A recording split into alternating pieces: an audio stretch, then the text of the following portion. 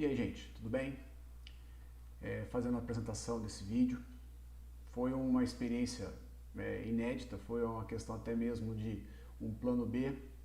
Ocorreu um problema na plataforma que eu iria transmitir o meu bate-papo com o Vinícius, online e ao vivo, né, pelo YouTube. E aí eu tive que transferir essa gravação para o Meet. E nessa, né, eu descobrindo, né, algumas coisas, como está acontecendo nessa pandemia, mais algumas experiências que vieram para engrandecer. Tá? Eu fiz uma edição, espero que essa edição tenha ficado razoavelmente boa e espero que eu possa aprimorar mais esses novos conhecimentos que eu estou fazendo, que eu estou conseguindo ter. Então esse bate-papo foi realizado no dia 1º de setembro e com o jornalista Vinícius Bueno. Ele é meu ex-aluno do Colégio 7 de Setembro de Poços de Caldas e hoje ele é jornalista, setorista do Palmeiras na Rádio Bandeirantes. Então ele vai contar um pouco da história dele, ele vai também falar como está sendo a vida dele de jornalista na pandemia, tanto que ele não está só cobrindo o esporte, e também foi utilizado para fazer outras reportagens ligadas a outros setores. E ele vai falar um pouco sobre essa questão do ser jornalista e de como está difícil, né, e quais são os desafios nessa sociedade que cada vez mais está intransigente. Então, espero que essa edição esteja boa. Marca aí um pouco esse like, vai ser muito bom para que eu fique cada vez mais estimulado, né, e cada vez mais entusiasmado para aprender coisas novas. E semana que vem vai ter mais. Então, um grande abraço.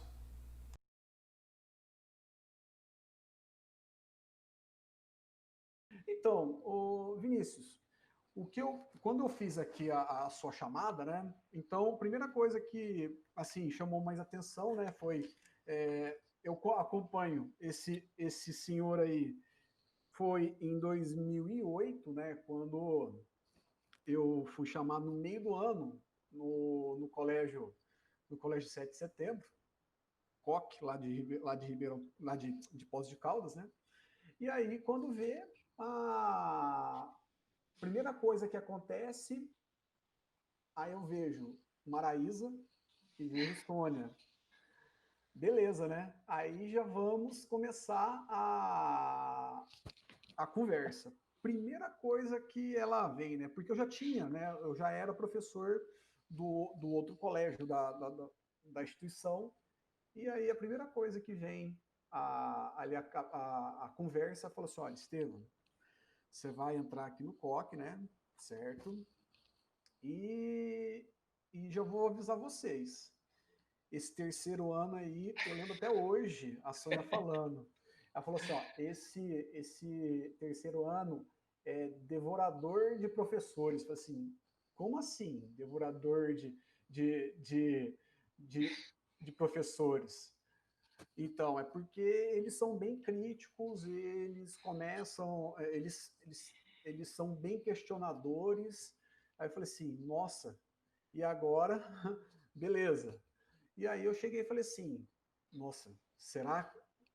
Aí já meio ressabiado.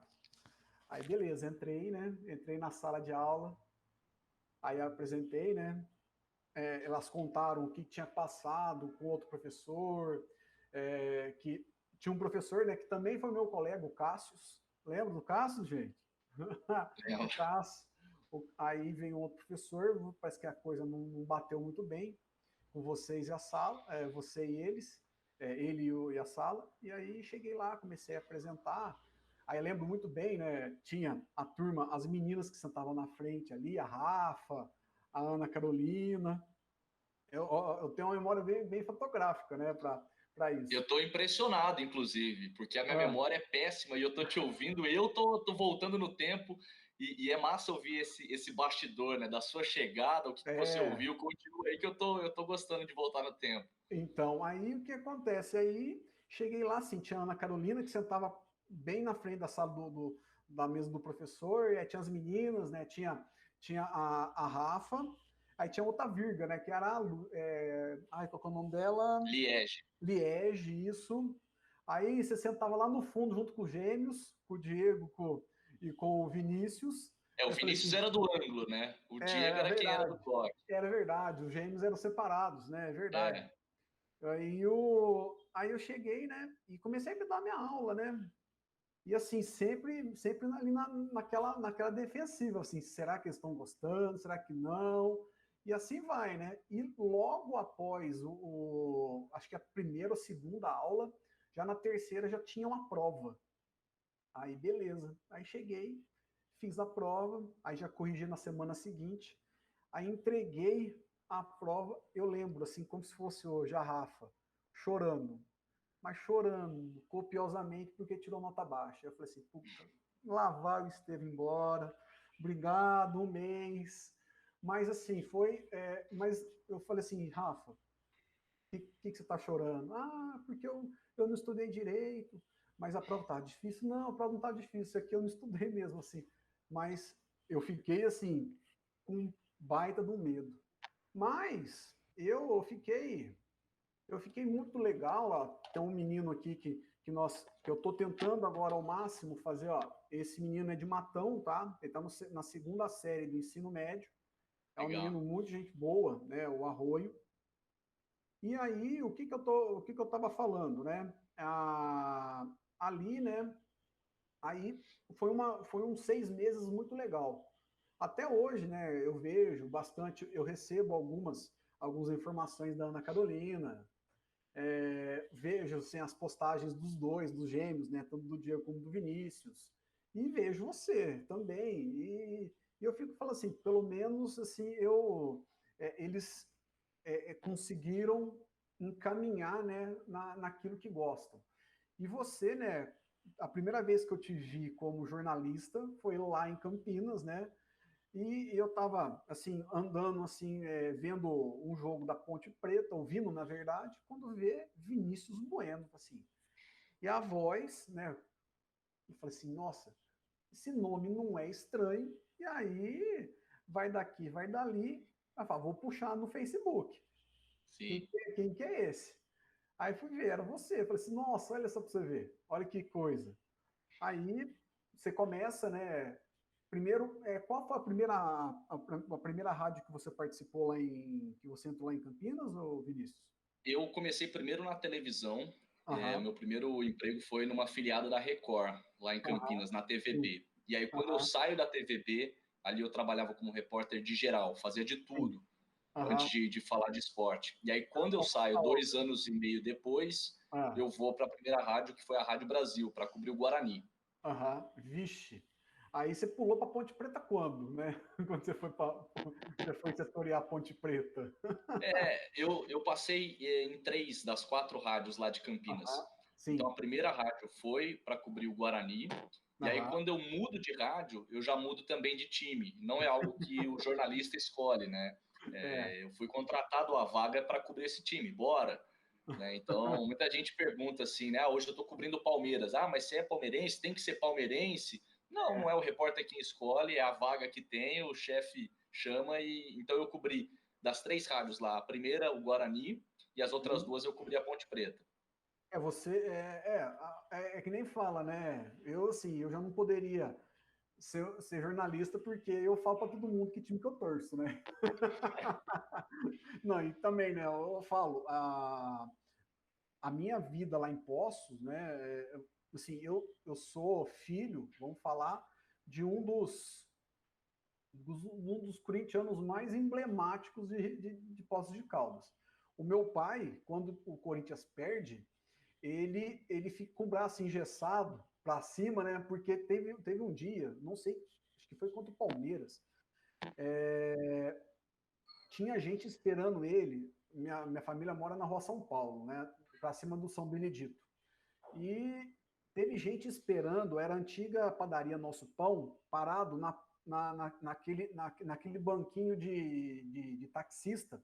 Tinha gente esperando meu pai, fazia meia hora para ver que ele ia fazer o serviço de banco.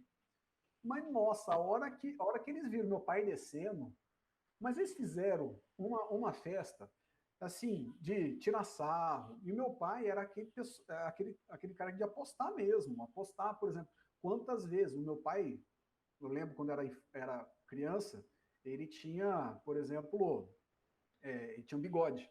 Quantas vezes tem até no meu Facebook ele perdendo o bigode por causa do tal do Corinthians, né? E eu vejo vocês, né? Vocês têm. Isso aí é segredo, vocês têm que levar para o túmulo, né? Quando vocês estão narrando, vocês estão cobrindo principalmente o esporte, né? É, Quando vocês vão para outra área, aí vocês podem, aí vocês podem fazer, né, fazer uma declaração do que é, né? eu acho, Estevão, que Ah, tudo passa pelo fato de você tentar demonstrar uma isenção, isso, né? Que isso. é algo primordial, é algo básico no jornalismo. Ainda que você não consiga ser isento 100%. Ah, Por que não. que eu falo isso? Todo e qualquer tipo de cobertura que você for fazer, você Isso, traz ali, na maneira como você olha o evento e na isso. maneira como você vai reproduzir, seja em texto, seja verbalmente, né? Uhum, Independentemente do conteúdo, você vai repassar essa história à frente. Jornalismo é contar história, aham, né? E claro, seguindo alguns métodos ali que são pré-estabelecidos para aham, identificar o que é notícia, porque você não vai sair sim, contando história que é fofoca. Tem fofoca e aham, tem claro, jornalismo. claro. A maneira como você enxerga o fato e como você vai reproduzir Uhum, já tem ali subentendido um pouco do que você acredita, um pouco sim. do que você entende de mundo. Então, você vai fazer uma análise política, é inevitável que você carregue um pouco daquele olhar, daquilo que você imagina, daquilo que você acredita. Então, assim, nada é com 100% de isenção, mas o Sim. objetivo do jornalista é buscar essa isenção. Essa é uma luta Uhum, diária. Então, por que, que eu acho que é de bom tom você não revelar o time que você torce? Isso vale uhum, para a política também. claro. Se você cobre eventos políticos, é de bom tom que esse jornalista não saia escrevendo coisas ou divulgando o partido que ele Uhum, segue, se é que ele segue, o político uhum, que ele gosta, aquele que ele odeia, porque uhum. isso pega mal no momento que você vai É. fazer uma reportagem, vai fazer uma análise. Então, acho que isso vale para o futebol também. Se você trabalha Uhum, diretamente com esporte, é de bom tom você é. evitar sair falando o time que você torce. Eu, pelo menos, penso assim: adoraria poder falar o time que eu torço abertamente, mas com rede social Uhum, e com as pessoas cada vez mais ignorantes, né, no sentido de o que você pensa é errado, o que eu penso é certo. Eu acho que é desnecessário você comprar essa briga e você revelar o time que você torce, sabe? claro. Não, é porque hoje, né, hoje tudo virou motivo para brigar, né? Então, por exemplo, eu mesmo, né, nós estamos em duas áreas que totalmente assim visadas. Sim, Agora, principalmente, nós estamos na área, na pandemia, né? Você imagina que nós temos a, eu, né, agora dando aulas online, isso aí eu estou dando aula para filhos, para pais, para mães e para outros responsáveis, e qualquer palavra que eu colocar, e ainda por ser na minha área, geografia, ciências humanas, qualquer coisa, né, que você tem, que você vai disponibilizar, né, fazer dar algum ponto de vista, você pode ser mal interpretado. E hoje, infelizmente, né, nessa pandemia, eu estou conseguindo ler bastante coisas assim que não são ligadas mesmo à área da educação, né, são questões até de filosofia, sociologia, que é muito difícil você colocar isso numa sala de aula, que hoje nós passamos por um processo que as pessoas, elas, como elas ganharam esse senso de liberdade, né? O direito de ir e vir, meu direito de expressão, elas perderam o crivo de saber, assim, espera um pouquinho, a minha opinião é relevante nesse momento, será que eu preciso falar? Não, mas hoje tudo é questão de você bateu, levou. E tem, Bateu, e tem um outro ponto também, né?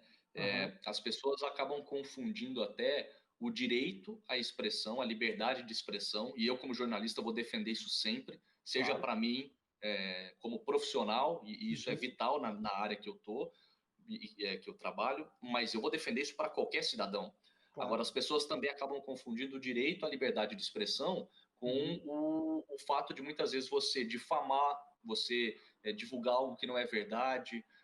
Essa linha hoje está muito tênue, né? A partir do momento que você tem liberdade para sair falando para qualquer pessoa e sobre qualquer tema, você está sujeito também a falar coisas que você não sabe, ou falar mentiras, e isso acaba se propagando e atingindo um número de pessoas que depois até você desmentir, as pessoas acabam confundindo um pouco também, né? Não, e o que eu fico mais... e hoje, né, aí você tá dentro, então você vive isso.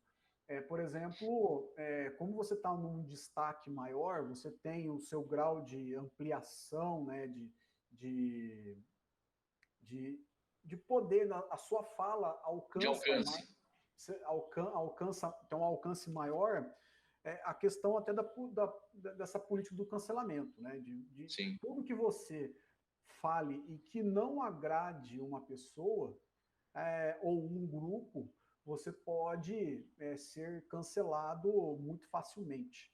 Sim. Até eu mesmo, né? Dependendo, nós, né? Vamos pensar assim, né? Nós estamos falando, nós somos dois perfis que se nós pisarmos um pouco fora da linha, nós somos cancelados. Por quê? Nós somos brancos, homens, héteros e assim por diante. Então, assim, toda palavra mal colocada por nós já dá um direito de um grupo querer já taxar você. Sim. Então, então, essa liberdade, nós temos que, assim, os direitos são fundamentais. Eu falo que não pode cercear ninguém desses direitos. Mas eu falo que tem que, hoje, a pessoa tinha que ter vamos dizer, como você faz, você pesquisa antes de falar, deveria também essas pessoas pesquisarem, porque muitas vezes você vai pensar, hoje, o que tem de gente que chega lá, pega aquelas frases que tem na internet, que você sabe que foi uma pessoa que falou, mas o outro, aí coloca o nome de uma outra pessoa, para dar uma credibilidade. Então, as questões de fake news, as questões de você tem que sempre basear, né, em várias fontes. Você não pode confiar em uma nem duas, e você, principalmente, quando você vai fazer um furo de reportagem, né? Imagina, tem que confiar na sua fonte, sem declarar quem é, né? Porque você tem direito a essa prerrogativa de manter a sua fonte em sigilo. E, assim, como que foi assim, a sua escolha para o jornalismo?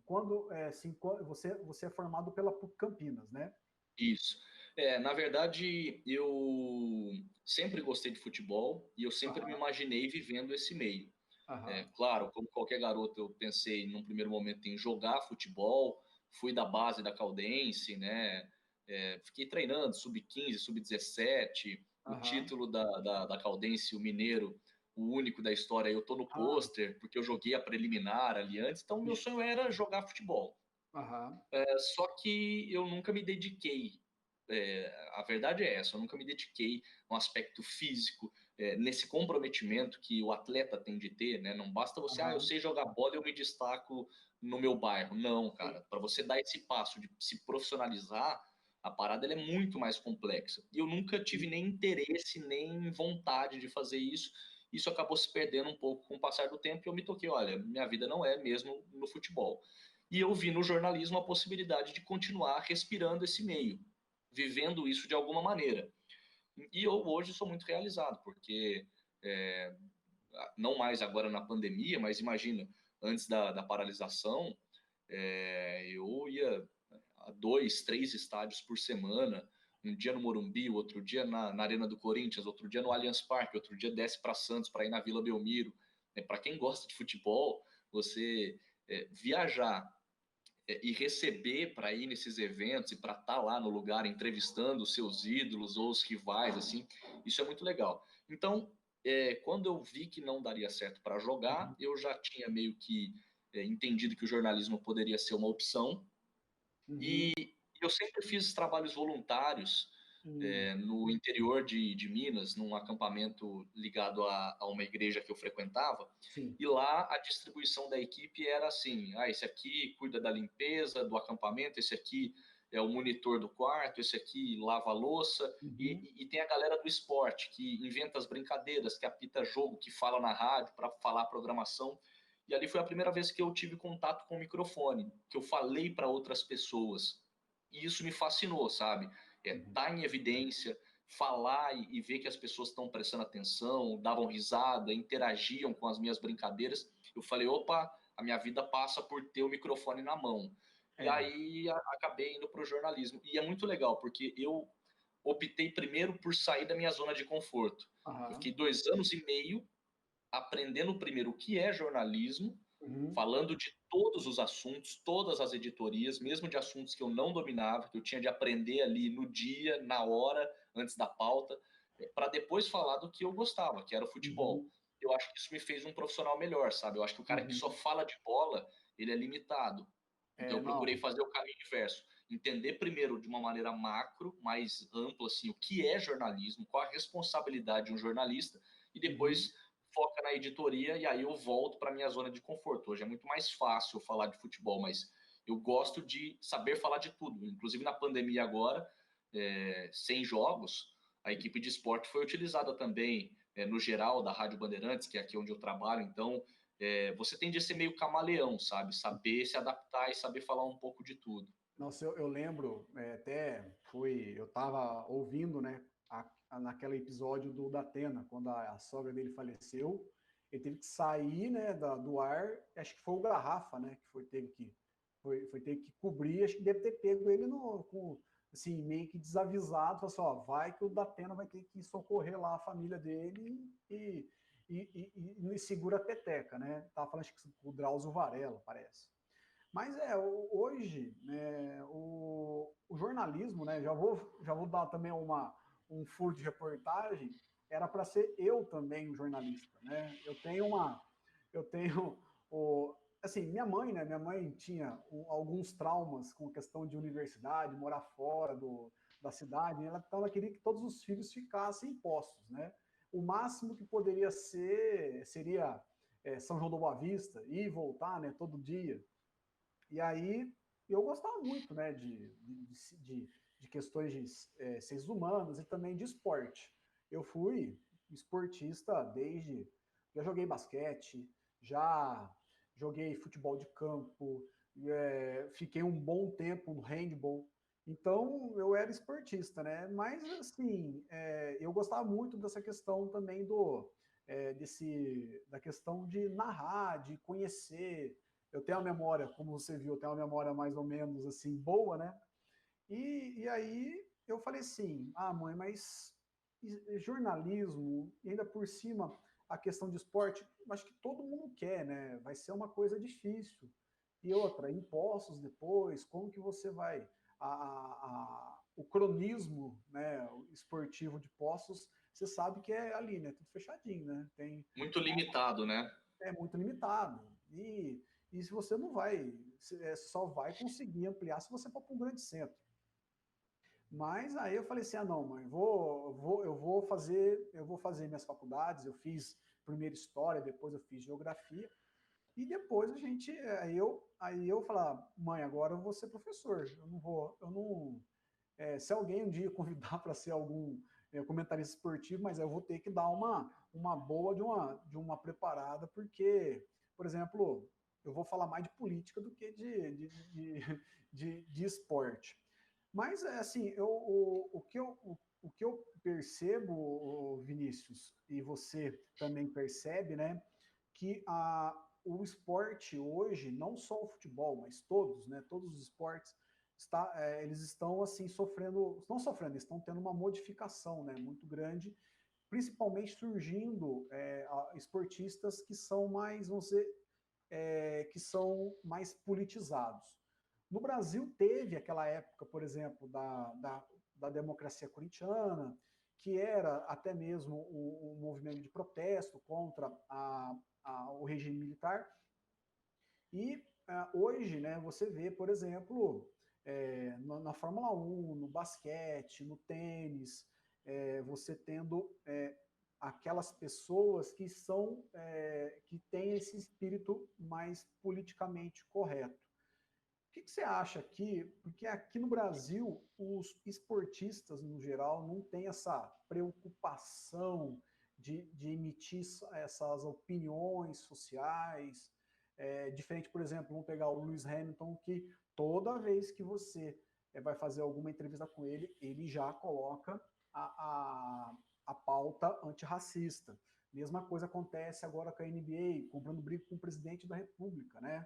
Sim. Nos Estados Unidos, tenistas e outros esportistas. No Brasil, acho que o único, né, aí foi informalmente nas redes sociais, que eu lembro, foi o Marcão, que pôs no capacho da porta da casa dele, se for falar do mal do presidente, nem entra, com um revólver assim, printado no quarto dele, na casa dele, e também o Marcelinho, né, que foi dar uma camisa do Corinthians pro presidente.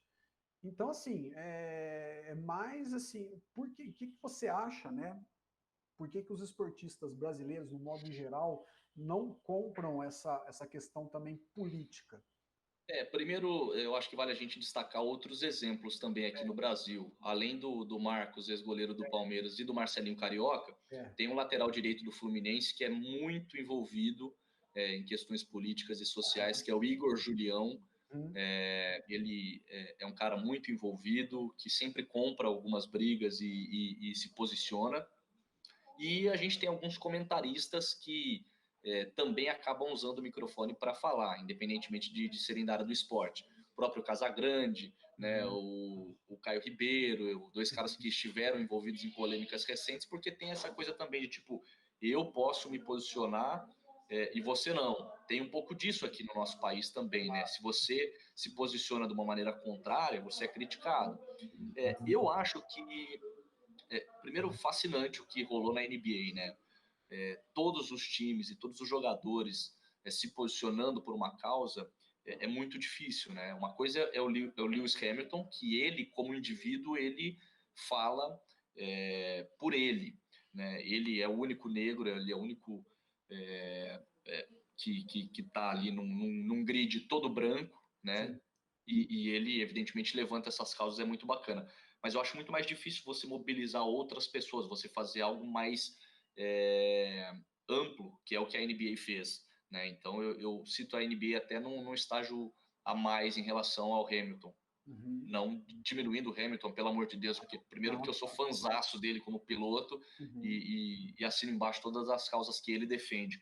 Mas aqui no Brasil, eu acho que tem muito uma questão das pessoas terem medo de divulgar suas opiniões em função de perda de patrocínio, em função de renda. As pessoas aqui são políticas nesse aspecto de não se envolver com política, você entende? Eu até penso isso, mas eu não vou falar, porque isso aí vai me dar uma dor de cabeça, eu vou perder esse contrato, sabe, isso aqui vai me fechar uma porta. Então eu acho que os jogadores acabam se omitindo, né? No fato de você ser político e não falar sobre política, você está tomando partido. Você está se omitindo no momento onde todo mundo tem de se posicionar por algumas questões que não são de esquerda, são de direita, são humanitárias, né? A gente está falando de racismo, por exemplo. Isso não tem lado político, né? E então eu acho que os jogadores deveriam sim tomar partido, se posicionar e eventualmente paralisar jogos, né? Eu não consigo entender, por exemplo, essa questão do racismo dentro do futebol, que é algo muito constante durante o jogo. Na minha visão, isso passa muito pela falta de punição, né? Porque a pessoa faz isso na arquibancada, ela é identificada pelas câmeras e ela sabe que não vai ser punida. Esse é o ponto principal. A falta de punição faz com que essas pessoas, encoraje essas pessoas a serem babacas em ambientes públicos, mas eu acho que falta um envolvimento dos jogadores, no sentido de, olha, teve manifestação racista na arquibancada, para o jogo, acaba o jogo aqui, vai todo mundo para o vestiário, não vamos continuar isso aqui. O jogo não é mais importante do que uma manifestação racista. Os jogadores não fazem isso, os jogadores não compram a briga nem de companheiros de profissão. Quantas vezes a gente vê um cara que se revolta com o xingamento que ele ouve na arquibancada, ou porque arremessa uma banana dentro de campo, esse cara revoltado decide sair do jogo, e os próprios companheiros ficam naquela de não, releva. Não tem de relevar. Teve racismo. Ou esse cara sai dali preso e algemado, ou não vai ter jogo. A partir do momento que você faz isso 1, 2, 3 vezes, acho que esses eventos poderiam diminuir nas arquibancadas. Assim, nós observando, né, a questão, por exemplo, o futebol, né, ele parece que puxa esses lados mais tradicionalistas, né? Vamos pegar, por exemplo, um caso que aconteceu no vôlei, ligado à questão do time do Cruzeiro, né? Se não me engano, era o Taubaté, tinha um jogador que era homossexual e também, se não me engano, era negro. E aí o pessoal no Maracanã, no estádio do Mineirão, né? Então, ali, e eles imitando macaco, dormindo igual macaco, e tentaram barrar, tentaram parar, né, a questão do jogo, mas aí vem aquela cultura do futebol, né, que é muito tradicionalista, sexista. Aí vem a questão, por exemplo, eu vi uma reportagem do presidente do Vitória, que esse cara deve ser, imagina, ele ganhou, acho que se não me engano, ele recebeu da CBF 120 mil reais para manter o futebol feminino. Ele Sim. falou assim, ó, o Vitória recebeu dinheiro e eu faço com ele bem entender. Eu falei, gente, mas foi para manter o futebol feminino. Acho que ele ficou 4 meses sem dar o salário para as meninas. Eu falei assim, gente, Ele se aproveitou de uma verba que a CBF estava repassando para todos os clubes da elite para aham, manutenção do futebol feminino, ou pelo menos para o pagamento uhum, de parte dos salários durante a pandemia. E, evidentemente, pela crise financeira do Vitória, ele achou por bem pegar esse dinheiro, que tinha um destino certo, e usou esse dinheiro para pagar outras contas, como quem diz, futebol feminino aqui não é prioridade, eu prefiro usar esse dinheiro para pagar outros boletos e as meninas que se virem, né? ah, Então, assim, não dá, não dá.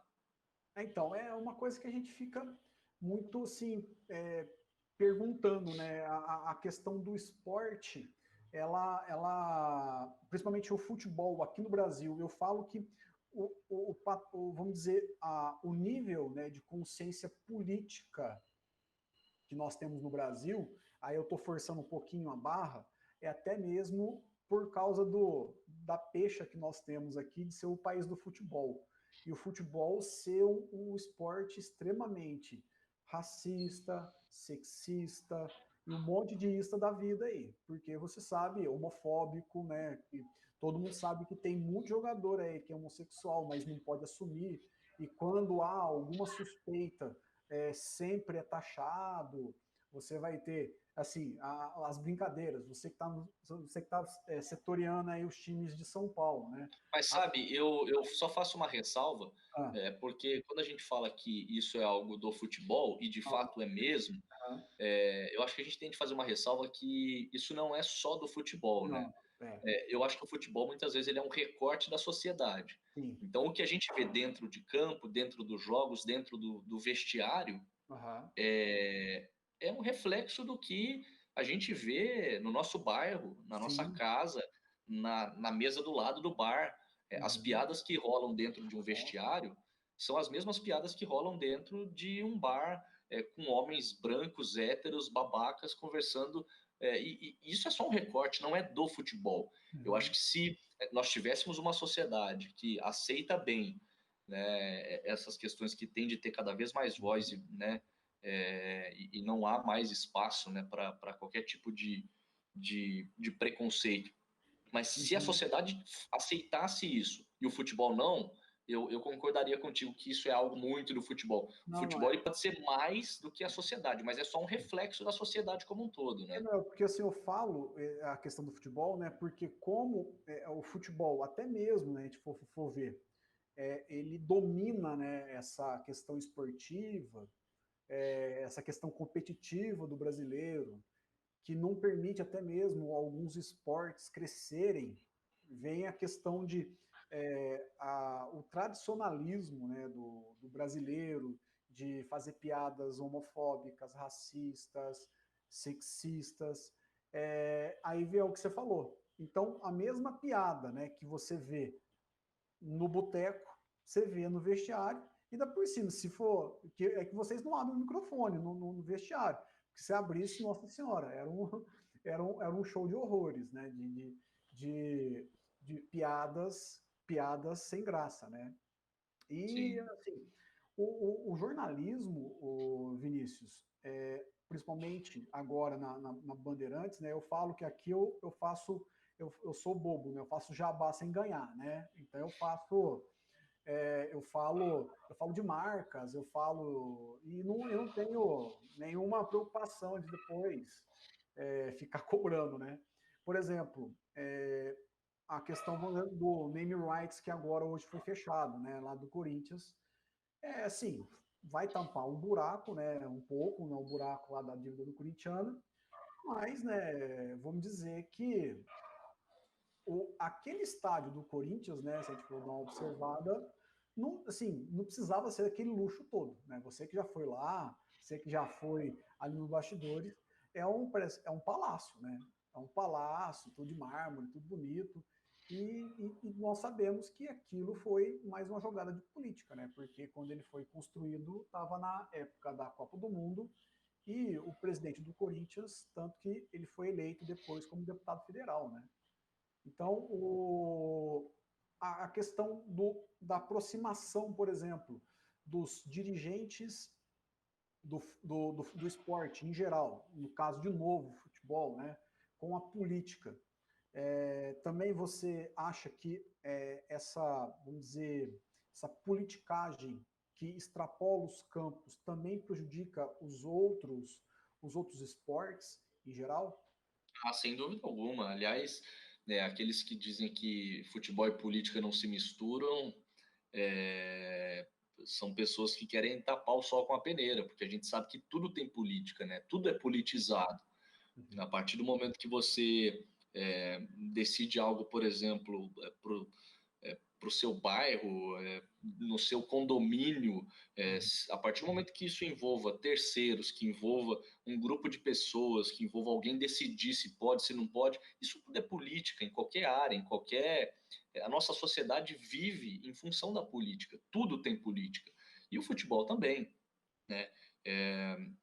Por isso que eu falo que o fato de eu ter feito jornalismo geral antes de ter trabalhado com esporte me fez um profissional melhor, porque, por exemplo, hoje se eu vejo um caso de corrupção dentro do clube que eu cubro, e se eu tiver de tratar desse assunto, eu já tive experiências lá em Campinas de um prefeito que foi impeachmentado, eu já cobri sessões na Câmara de 15 horas, de leituras de relatório, de vereadores, de essa bagagem política de votação da Alesp, de Câmara Municipal de Campinas, de idas à prefeitura. Isso quando eu preciso trazer para dentro do meu ambiente hoje, que é o do futebol, para mim é muito mais fácil.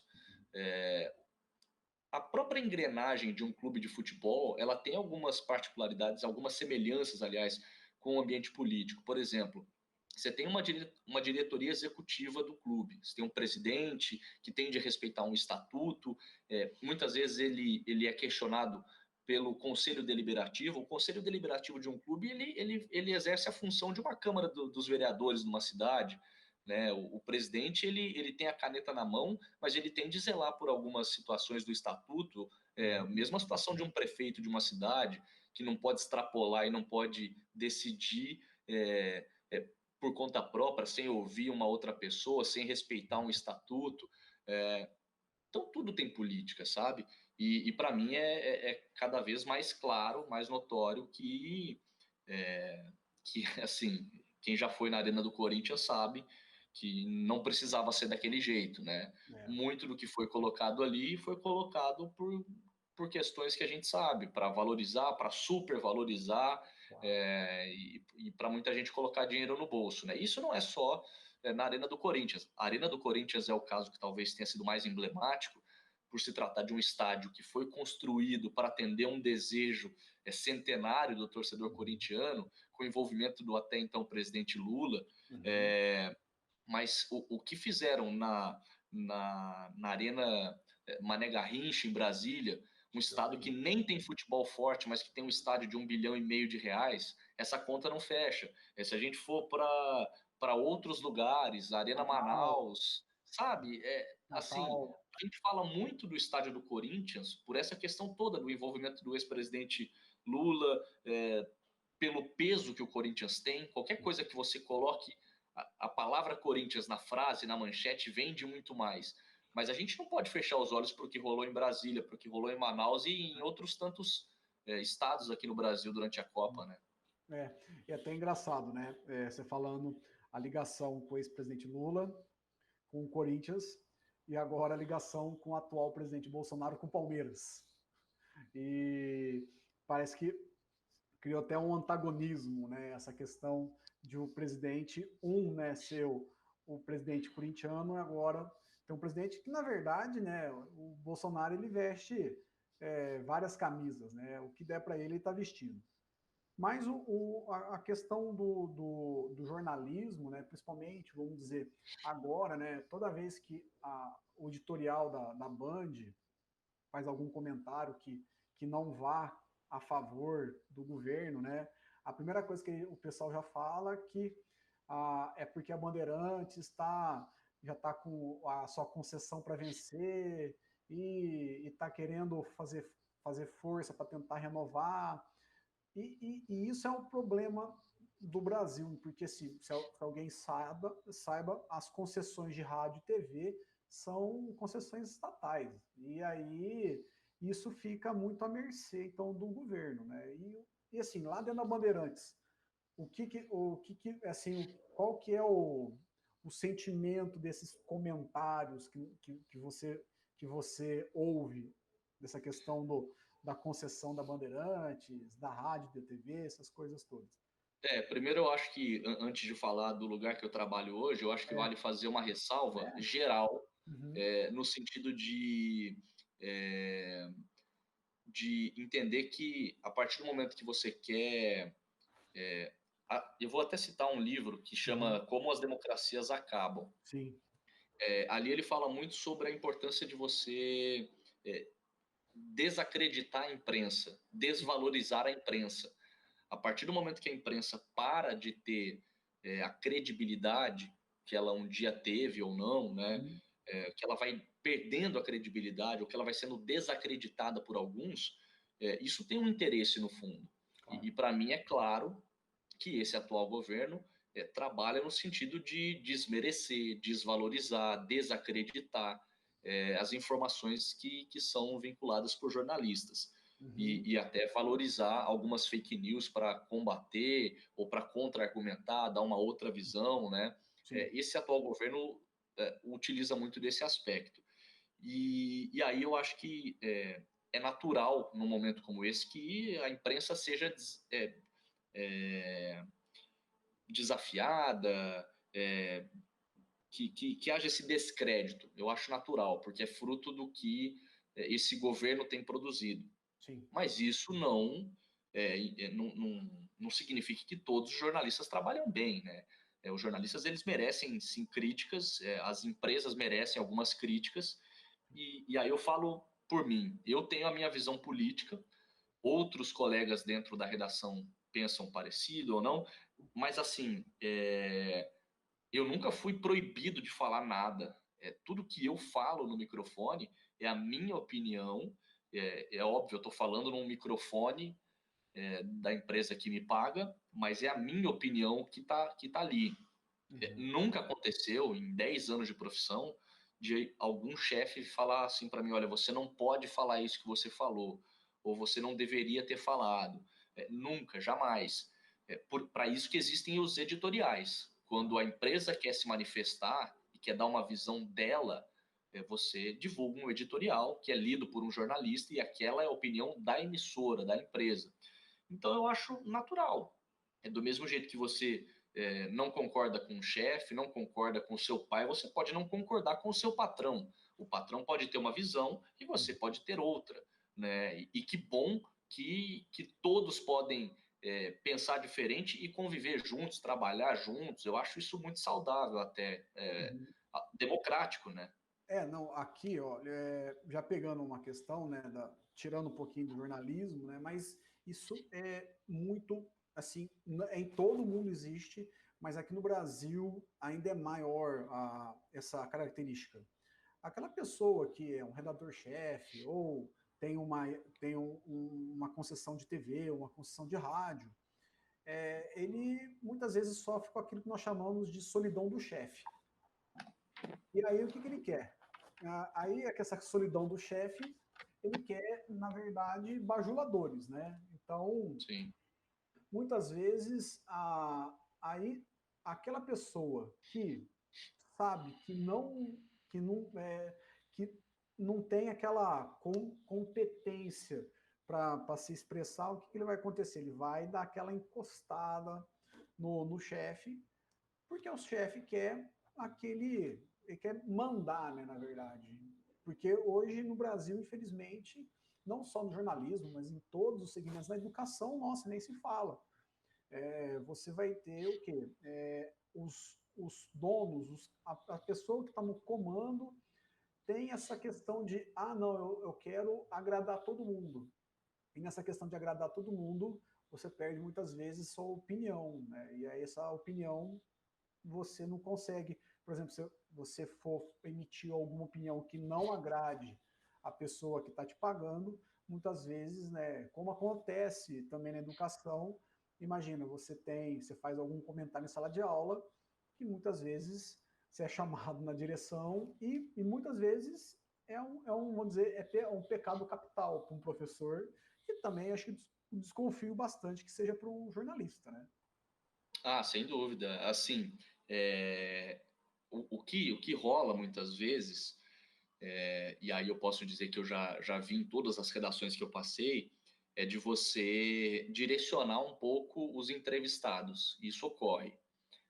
No sentido de, olha, você quer falar sobre esse determinado tema? Tudo bem, mas então ouça esse profissional.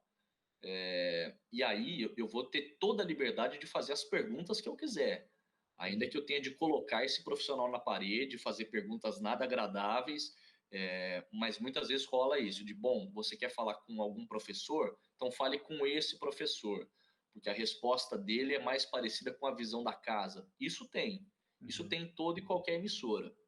E aí cabe ao jornalista que está ali fazer o questionamento que quiser. Ou passar um pano, né, fazer perguntas mais leves, e aí é do jornalista, ninguém está obrigando ele a passar o pano, ele está passando o pano porque ele quer. Uhum. Entra de novo aquele papo que eu falei, de você buscar isenção, mas nem sempre você tem 100% de isenção. E se você quiser também colocar o entrevistado na parede, ok, mas muitas vezes rola isso, da casa direcionar quem vai falar para determinado assunto, entendeu? Então, e é o que você falou, né? Dependendo do profissional, você vai ter uma resposta X, até mesmo, por exemplo, vamos lá, um jornalista, na verdade nem jornalista né? Um comentarista esportivo, que é o Casagrande, né? Se todo mundo que assistir essa conversa, ele tem uma passagem lá em Poços, né? E, e é do tempo, assim, e ele era bastante vamos dizer, ele bem questionador. Imagina nos anos 80, né, ele chegando lá em Poços, pegando aquela diretoria da Caldense bem tradicionalista, né? E a gente sabe muito bem ali quem são. E até uma passagem engraçada, né? Sim, já pegando, se o Casagrande um dia ver se cair na, no olho dele, né? O meu pai, ele tinha um time de futebol jogava na fazenda, jogava em fazendas. E chegava, assim, quarta-feira, quinta-feira, o técnico do time da fazenda ia lá no bar, falou, ó, vamos marcar um jogo, vamos. Ó, o dono da fazenda falou que depois vai ter um churrasco, tá? E ele já colocou uns 20 engradados de cerveja para gelar lá e depois vai ter churrasco e cerveja. Beleza. E meu pai conhecia metade do time da Caldense. E aí, meu pai sabia que o time da Fazenda era bom, aí ele chegava lá, ó, gente, ó, vai ter um jogo lá e vai ter cerveja e churrasco depois. O Casagrande falou, o quê? Cerveja? Opa, tô dentro. ô Casagrande, assim, isso era na quarta-feira ou na terça-feira, mas você vai jogar agora você vai ter jogo na quarta e no domingo. Não, pode ficar tranquilo que eu vou. Ah, ele arrumava treta com o juiz na quarta-feira. Arrumava treta com o juiz, cartão vermelho, e lá vai o casão jogar futebol na fazenda junto com meu pai. E tem fotos aí, se eu for pedir pro meu pai, falar, pai, vai buscando o pessoal aí que jogou com o senhor, tem a escalação lá, dá para ver o Casagrande ali jogando ali no tipo de futebol. Isso, né, mostra, por exemplo, imagina, a questão do hoje, né, ele até paga muito caro, né, porque qualquer coisa que ele faça, ele já é lembrado daqueles tempos que ele era doidão, né? Ele agora tá mais comportado, mas tem meu pai conta a história do Casagrande que era do Arco da Velha. Nossa, imagina um time de futebol inteiro, quase mais de 20 caras dentro de uma Kombi. Dentro de uma Kombi, e, e se imagina que vai ter, né? 20 homens, na verdade 21, que tinha um motorista, dentro de uma Kombi, jogando futebol e depois estamos voltando, né? Depois do churrasco. Imagina, aí é um auê. E o Casagrande, né, agora, né, ele aparece em várias polêmicas, ele fala, ele tem até mesmo uma liberdade, que a gente fala assim, dentro da Globo, né, eu não sei como que é o editorial do Globo, acho que também você não, mas ali ele consegue até dar uma extrapolada, né, ele consegue até colocar algumas coisas que até meio que destoa, né, do linguajar, até mesmo do perfil dos outros jornalistas da Globo. Na Globo, Até porque ele não é jornalista, né? Ele tá ali como um ex-jogador, como um exatamente. cara que é um personagem. Mais Aham, até do que ser um ex-jogador, ele é um ex-jogador que ele é marcante, ele é um personagem. Quando você personagem. contrata o Casagrande, o Walter Casagrande É, Júnior, para ser o seu comentarista, isso. você está contratando um pacote todo.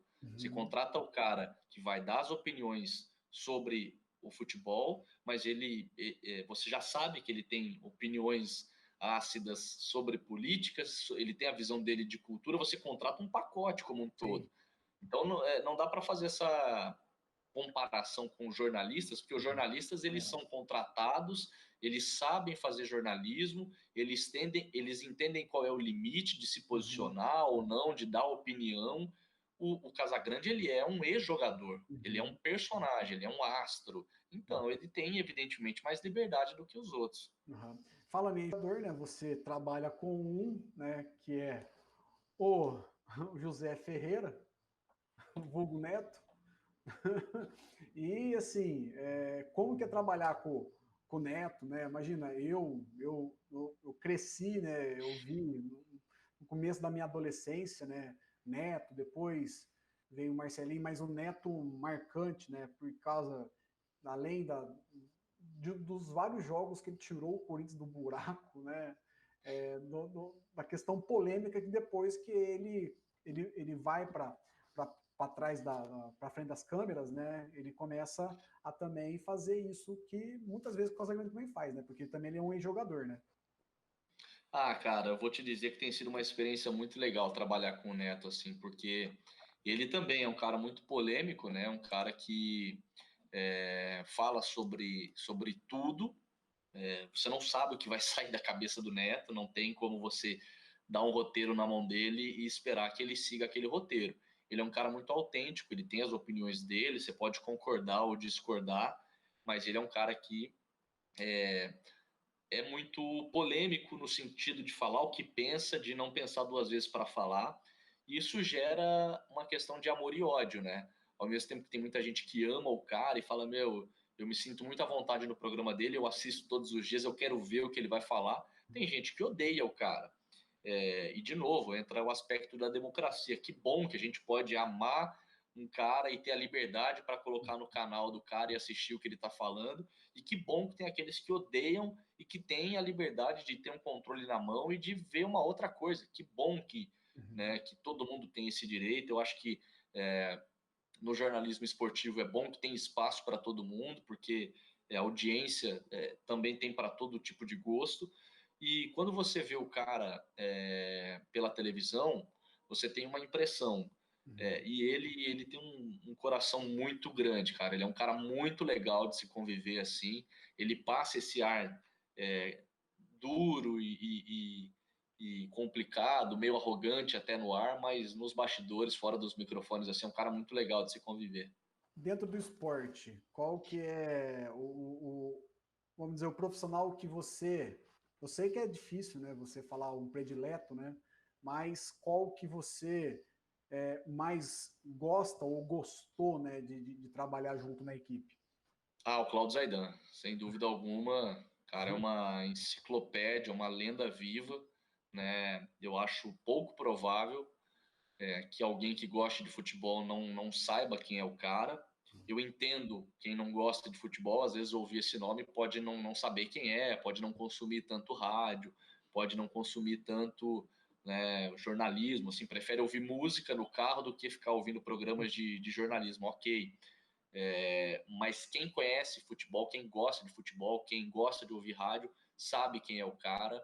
E ele, assim, além de ser um baita profissional que fala sobre tudo, sobre futebol, sobre política, sobre cultura, o que você der para ele falar, ele sabe opinar, ele tem uma opinião formada. E fora dos microfones, assim, eu acho que eu nunca conheci um cara tão especial assim, um cara tão educado, um cara tão simpático com quem está começando, com os mais jovens. Então, toda a minha reverência ao Claudio Zaidan. Não, assim, você trabalha numa rádio que é ícone, né? A Rádio Bandeirantes. Assim, com certeza você deve ter ali um pessoal que já é velho de casa, né? E, e quando deve falar de Poços, eles já devem falar até mesmo algumas passagens, porque se você deve já ter comentado que, por exemplo, a Rádio Cultura de Poços era filiada era uma rádio da Rede Bandeirantes, e na Copa de 58 era a antena de Poços que refletia, que rebatia para o Brasil inteiro, né? Então, eu escutei já essa narração da Copa de 58 da Rádio Bandeirantes, falando, né, que em comparação com a Rádio Cultura de Poços, porque, se não me engano, era a única antena da rede Bandeirantes que tinha, se não me engano, 49 metros, que era uma das curtas. Então era o único tipo de onda que conseguia chegar da Suécia até aqui no Brasil. Então imagina só que coisa. E aí você vê, eu mesmo, né? Quantas vezes que eu lembro da Libertadores da América, foi a primeira Libertadores que eu acompanhei por causa do Corinthians. E imagina, ouvindo Filhori e Giriotti, abre-se as cortinas, torcida brasileira em ondas curtas, quando vê, sumia a onda. Fala, nossa, mas... Aí você ficava caçando com o rádio para ver se a onda aparecia de novo. Fala, nossa, meu Deus do céu. Aí era uma trabalheira. Mas assim, a hora que você fala assim, nossa, eu trabalho na Rede Bandeirantes, ou na Rádio Bandeirantes, que tem não sei quantos anos, né, de experiência. Quando você entrou lá, bateu no pé, falou assim, opa, agora, como diz alguns jogadores, eu estou no outro patamar. Não, foi muito legal, cara. Muito legal entrar lá pela primeira vez. Eu já vim da Bandeirantes de Campinas, Uhum. né? Então, assim, não foi um baque tão grande, porque eu já estava no grupo, eu Uhum. já tinha um contato relativamente próximo, porque, assim, como que eu fui parar na Bandeirantes de São Paulo, que tem 83 ou 84 anos de tradição. E eu dei a sorte, tem aquela coisa de competência e sorte, né? Eu acho que são duas coisas que caminham juntas, né? Não basta você ser competente e não ter uma oportunidade, não ter uma sorte da vaga tá ali e tal, mas também não basta você dar a sorte da vaga tá ali à disposição e não ser competente. Eu acho que são coisas que caminham juntas. Eu cobria a Ponte Preta, no ano de 2017 e a Ponte foi à final do Campeonato Paulista para jogar contra o Corinthians. Uhum. Então é o tipo de coisa que eu olho para trás e falo, meu, a coisa conspirou a meu favor, porque eu cubro um time e eu tô no interior do estado, eu tô em Campinas. O Campeonato Paulista ele é feito para 4 times chegarem na fase de semifinal: Palmeiras, Corinthians, São Paulo e Santos. A partir do momento Opa. que vem um time do interior e quebra essa lógica, foram 2 jogos na final. Uhum. O Palmeiras caiu para a Ponte Preta, então a Ponte já surpreendeu a todos no estado. E quando você está cobrindo um time, é muito legal que esse time vá bem. Por isso, até que você deixa um pouco de ter aquele seu lado torcedor, porque você passa a torcer por outras instituições, você passa a torcer mais pelas pessoas que você convive. E aí, bom, primeiro foi esse impacto ali. A Ponte eliminou o Palmeiras, vai jogar contra o Corinthians na final. Então, durante uma semana, eu fiquei entrando na programação aqui da capital para abastecer o noticiário com informações do time que eu cobria. Porque ali foi uma semana onde só 2 times interessavam: Corinthians e, opa, liga para o menino lá de Campinas para ele falar da Ponte Preta. Era isso. Né? Não tinha São Paulo, não tinha Palmeiras, não tinha Santos. Liga lá para o menino da Ponte Preta. E aí eu fiquei durante uma semana entrando nos programas daqui, fiz alguns especiais e deu 2 meses depois do fim do estadual, um ex-jornalista aqui do grupo foi demitido, sobrou essa vaga e me chamaram. Então, ainda que eu tenha vindo do grupo, que eu tivesse esse contato com alguns profissionais, quando eu cheguei, fui no RH, assinei meu contrato, peguei o crachá, sabe? Você se toca, fala, opa, o negócio é real, se materializou, né? Antes era só um sonho, pô, eu quero que alguém da capital me veja. E, e eu passei a gostar de futebol e principalmente de rádio por conta do meu avô já falecido, o meu avô materno, seu Alcides, meu vô Cido, como eu carinhosamente chamava ele. Então, pisar ali na rádio, fazer a primeira transmissão, falar com o Milton Neves ou falar com o Zé Silvério, né, que hoje não está mais no grupo, mas que estava quando eu cheguei, era quase que uma viagem no tempo, sabe? Quantas vezes eu ali com o meu vô na cama dele, antes de dormir, com o rádio baixinho na cabeceira, ouvindo jogos ou ouvindo a programação, e aí no outro dia eu estou lá no estúdio, eu sou a voz que está falando ali naquele microfone, sabe? O meu vô não pôde me ver, me ouvir, melhor dizendo, no ar, mas assim, várias transmissões eu me emociono. Ele era palmeirense, então o fato de cobrir o time que ele torcia, eu já cobri 2 títulos, né? Campeonato Paulista agora e o Brasileiro de 2018. Esse Brasileiro de 2018, a final não, né? O último jogo, que foi contra o Vasco lá em São Januário, foi algo assim absurdamente emocionante. No sentido do jogo tá terminando, do Ulisses Costa tá dando aqueles detalhes, já o Palmeiras é campeão, não sei o que, papapá, e eu sem ter de falar nada ainda, só ouvindo ele, de chorar, de me emocionar, de pensar muito no meu avô, assim. Então, cara, é uma experiência muito legal, muito legal. Eu estou muito feliz com a maneira com que as coisas têm rolado. Ah, não. Quando você, assim, eu estava até trabalhando, né, hoje, com a questão de se a gente ficar muito preso ao futuro, né, a gente esquece o presente e não faz bem feito. Então tem que dar o tempo ao tempo e fazendo com o presente, né, bem feito, você vai conseguir alcançar aquilo que você está esperando. E aí eu fico muito feliz, né, de reencontrar você, de conversar, batemos um papo gostoso de como é a tua carreira, como que você está agora. Espero te ver por muito tempo, né, na TV, ouvir você bastante no rádio.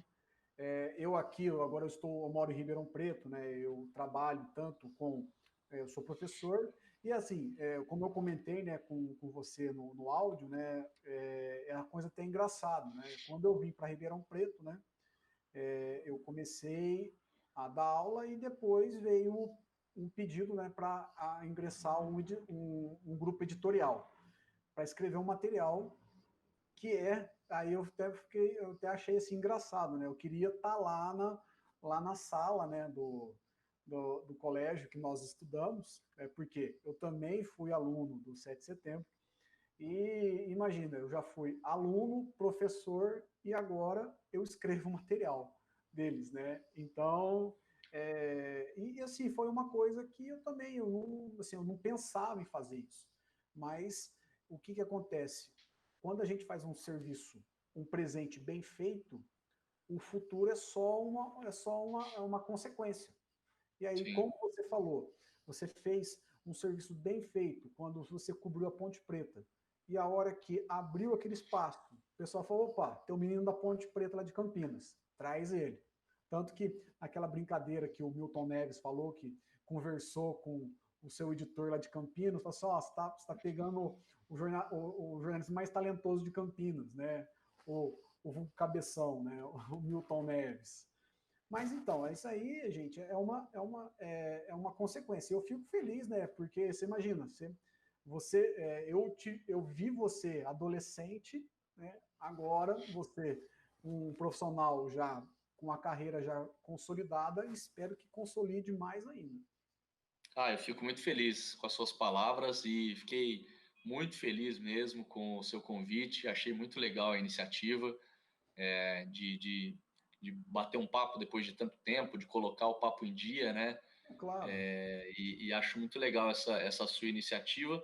E confesso até que me surpreendi aí com a sua memória. Eu tenho minha memória, cara, tão ruim que quando a gente estava se falando, eu procurei o Diego, um dos gêmeos lá. Falei, viu, eu tô falando com o Estevão, nosso professor. Ah, lembro e tal. Falei, que ano que era aquilo? Era 2007 ou 2008? Eu não lembro se era o segundo ano, se era o terceiro ano. Aí o Diego quem me falou, não, 2008. 2008. Então, eu com essa minha memória horrível, ouvindo você falar da disposição das cadeiras, quem sentava onde, e você lembrar desse contexto aí, e nossa sala era terrível mesmo. Alguns professores ali sofreram demais na nossa Tinha mão, o porque Farinha, né? era uma Era o galera Farinha. que É, era uma galera que que se garantia um pouco na hora de fazer as provas, e então é, durante o dia a dia ali era muita farra, muita bagunça, e alguns professores de fato sofreram mesmo. E é curioso porque quando você chegou, a sintonia foi muito legal, né? A sala te recebeu bem também porque gostou da maneira como você conduzia as aulas e tal. Então, pô, eu guardo boas lembranças dessa época e fiquei muito feliz com o convite. eu que agradeço. E eu falo, agora eu não sou um hater, né, mas eu fico caçando vocês aí pela rede, e aí eu chamo alguns aí para bater o papo, e eu falei assim, deixa eu chamar o Vinícius para bater um papo comigo, e aí relembrar, ver como que tá, como que é os bastidores da notícia, né, principalmente do cronismo esportivo, né, que todo mundo gosta, né, é que eu falo, quem não gosta de futebol, quem não gosta de um esporte, o pessoal fala, é alienante, né? Aliena mesmo, porque você é uma coisa que apaixona, né? Sim, e só para, pelo menos, encaminhar aí já para a gente se despedir, eu não posso deixar de falar sobre a minha opinião do futebol ter voltado nesse momento de pandemia, né? Que é algo que muita gente me pergunta e que eu acho que é muito legal da gente registrar aqui. Tá. Primeiro que eu tenho um compromisso com o meu ouvinte, Uhum. né? Então eu tenho, a partir do momento que eu abro o microfone, eu não posso levar os meus problemas pessoais de casa, da minha família, é, para dentro da casa da outra pessoa. A pessoa, quando ela está ligando o rádio e ela está me colocando dentro da casa dela, ela tem de ter aquilo que ela espera, que é informação sobre o jogo, que é um conteúdo de qualidade.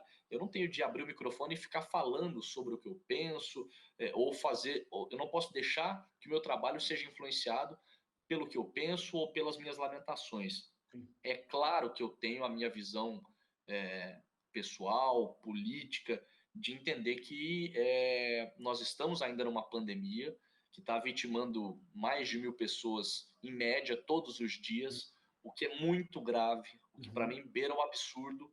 E cogitar a volta do futebol no momento de pandemia, para mim também é algo absurdo. Eu não sou daqueles que bradam por aí que, mas se já está abrindo shopping, por que não abrir o futebol e um CT? É óbvio que se você está liberando um shopping center, um shopping de rua, uma loja de rua, é muito mais fácil você controlar a disseminação do vírus num ambiente fechado, num centro de treinamento. Isso é fato. Mas não é porque um está liberando que você tem que liberar o outro. Não é porque errou aqui que você vai errar ali também. Então, para mim, nós estamos aos poucos voltando a uma normalidade só da boca para fora, porque tem 1.000 pessoas morrendo todos os dias e o comércio está voltando, o futebol também. É, Agora, essa é a minha visão pessoal. A partir do momento que o futebol voltou, que eu sou pago para fazer uma transmissão esportiva e que eu estou escalado pela minha chefia, ali, concordando ou não com a volta do futebol, eu tenho de fazer o meu melhor, eu tenho de levar alegria para a casa das pessoas. Eu não posso abrir uma transmissão esportiva e falar, para mim o futebol nem deveria estar voltando, nem deveria ter voltado.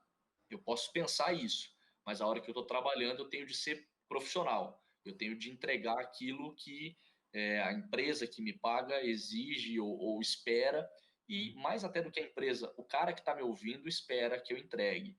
Né? Então, é o meu compromisso com o ouvinte que tá em jogo, mas ainda assim eu discordo do momento da volta do futebol e realmente gostaria que as pessoas estivessem se preocupando mais do que estão nesse momento de tantas mortes. E do jeito que foi, né?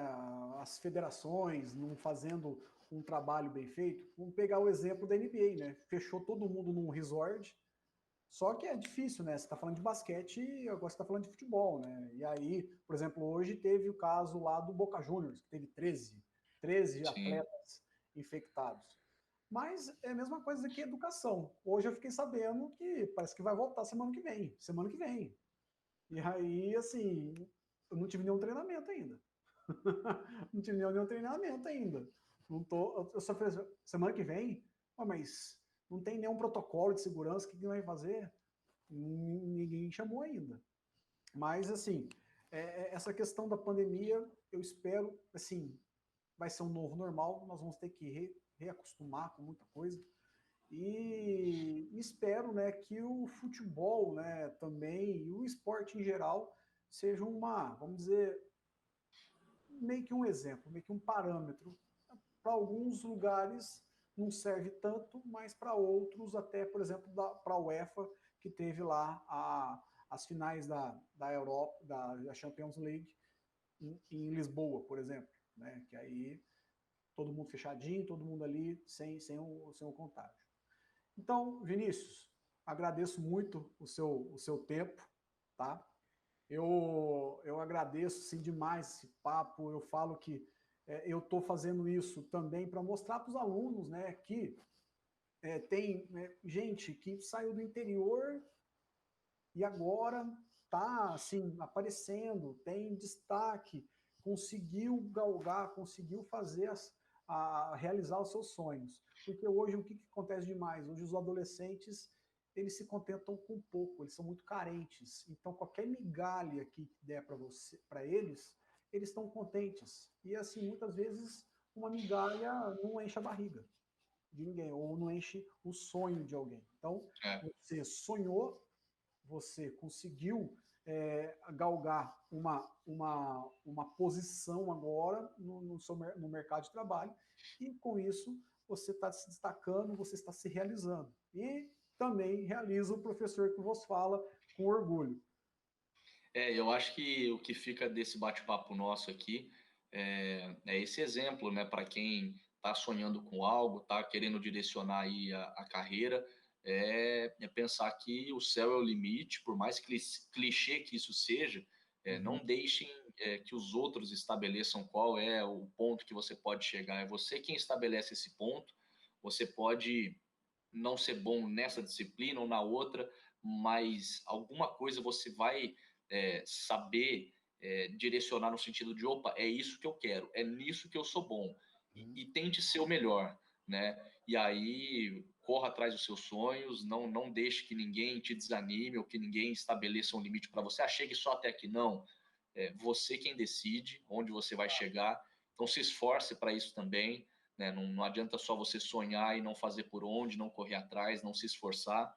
E para quem quiser trocar uma ideia depois ou tiver interesse em seguir nessa área, quiser tirar dúvidas, em relação aos bastidores, só me procurar aí no Instagram, acho que é o mais fácil, Vini Bueno, Vinícius Bueno é o nome, então é Vini Bueno ali no Instagram, só procurar e tamo junto. Obrigado, Vinícius. Então, um grande abraço. E aí, amanhã sou colorado até desde criancinha, hein?